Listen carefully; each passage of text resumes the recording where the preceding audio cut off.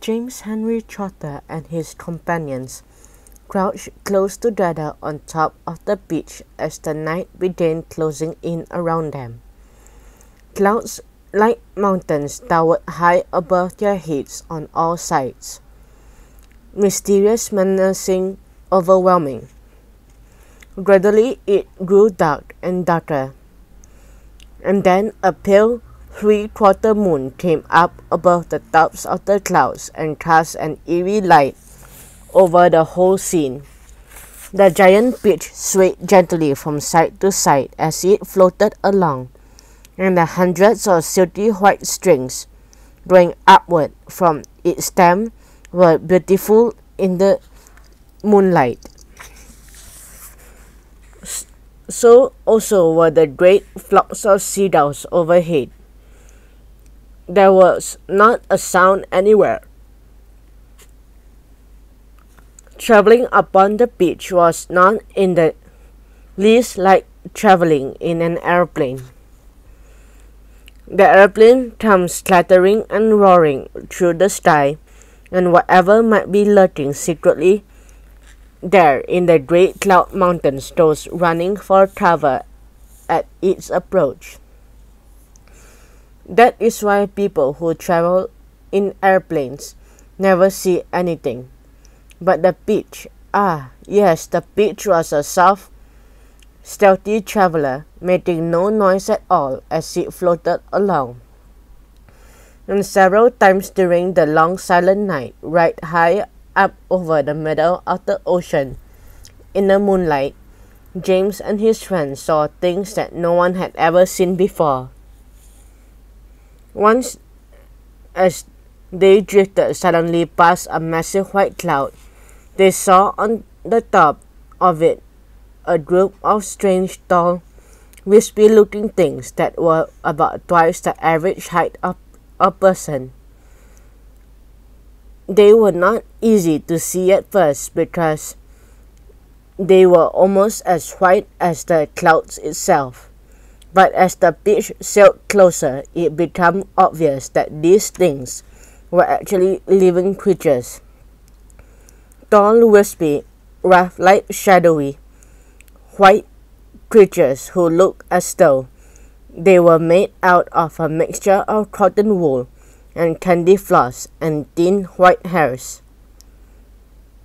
"Ooh," the ladybird said, "I don't like this at all." "Shush," James whispered back. "Don't let them hear you. They must be cloud people." "Cloud people," they murmured, huddling closer together for comfort. Oh dear.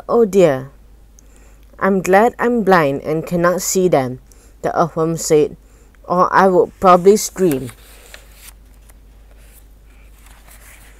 "I hope they don't turn around and see us," Miss Spider stammered. "Do you think they will eat us?" the earthworm asked. "They would eat you," the centipede answered, grinning. "They would cut you up like salami and eat you in thin slices." The poor earthworm began to quiver all over with fright. "But what are they doing?" the old green grasshopper whispered. "I don't know," James answered softly. "Let's watch and see." The cloud people were all standing in a group, and they were doing something peculiar with their hands. First they would reach out, all of them at once, and grab handfuls of clouds. Then they would roll these handfuls of clouds in their fingers until they turned into what looked like large white marbles. Then they would toss the marbles to one side and quickly grab more bits of clouds and start over again.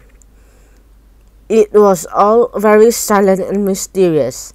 The pile of marbles beside them kept growing larger and larger, and soon the truckload of them there at least.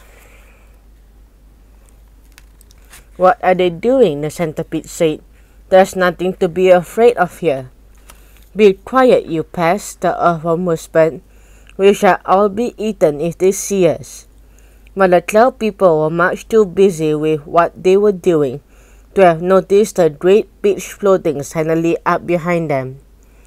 Then the watchers on the pitch saw one of the cloud people raising his long, wispy arms above his head, and they heard him shouting, "All right, that's enough. Get the shovels."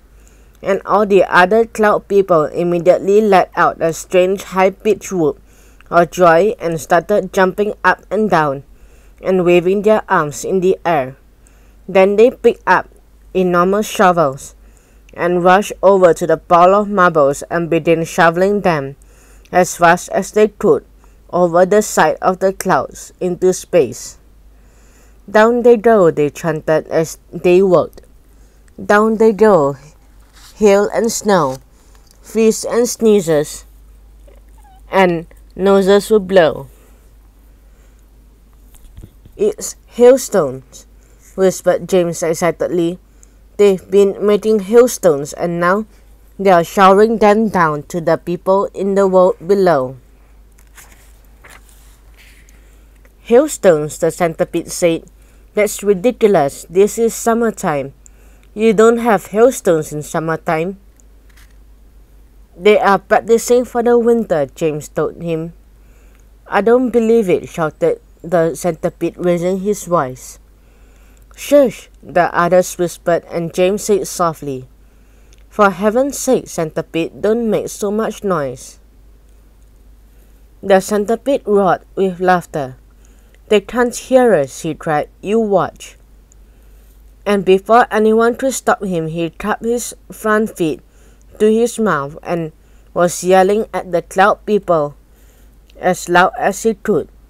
"Oi," he yelled. "Nincompoops, blunderheads. What on earth do you think you're doing over there?" The effect was immediate. The cloud people jumped around as if they'd been stung by wasps. And then they saw the great giant golden beach floating past them, not 50 yards away in the sky. They gave a yelp of surprise and dropped their shovels in the ground, and they stood with the moonlight streaming down all over them, absolutely motionless, like a group of tall white hairy statues, staring at the gigantic fruit as it went sailing by. The passengers on the beach, all except the centipede, sat frozen with terror, looking back at the cloud people and wondering what was going to happen next. "Now you've done it, you loathsome pest," whispered the earthworm to the centipede. "I'm not frightened of them," shouted the centipede, and to show everybody once again that he wasn't, he stood up to his full height and started dancing about, making insulting sights to the cloud people with all 42 of his legs. This evidently infuriated the cloud people beyond belief. All at once they spun around and grabbed great handfuls of hailstones and rushed to the edge of the cloud and started throwing them at the beach, shooting with fury all the time. "Look out!" cried James. "Quick! Lie down! Lie flat on the deck!" It was lucky they did. A large hailstone can hurt you as much as a rock or a lump of lead if it is thrown hard enough. And my goodness, how those cloud people could throw! The hailstones came whizzing through the air like bullets from a machine gun, and James could hear them smashing against the side of the beach and burying themselves in each flesh with horrible scratching noises. Plop, plop, plop, plop, and then ping, ping, ping as they bounced out the poor ladybird's shell, because she couldn't lie as flat as the others. And then crack! One of them hit the centipede right on the nose, and crack again as another one hit him somewhere else. "Ow!" he cried. "Ow! Stop, stop, stop! But the cloud people had no intention of stopping. James could see them rushing about on the cloud like a huge, hairy ghost picking up hailstones from the bow, dashing to the edge of the cloud, hurling the hailstones at the beach, dashing back again to get more. And then the pile of stones were all gone. They simply grabbed handfuls of clouds and made as many more as they wanted. And now bigger ones now, some of them as large as cannonballs. Quickly, cried James, down the tunnel or we'll all be wiped out. There was a rush for the tunnel entrance, and half a minute later everybody was safely downstairs. Inside the stone of the beach, trembling with fright and listening to the noise of the hailstones as they came crashing against the side of the beach. I'm a wreck, groaned the centipede. I am wounded all over. It serves you right, said the earthworm. Will somebody kindly look and see if my shell is cracked? The ladybird said. Give us some light, shouted the old green grasshopper. I can't, wailed the glowworm. They've broken my bow. Then put in another one, the centipede said.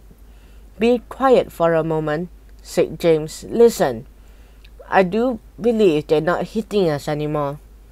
They all stopped talking and listened. Yes, the noise had ceased. The hailstone was no longer smashing against the beach. We left them behind. The seagulls must have put us away out of danger. Hooray, let's go up and see. Cautiously, with James going first, they all climbed back up the tunnel. James poked his head out and looked around. It's all clear, he thought. I can't see them anywhere.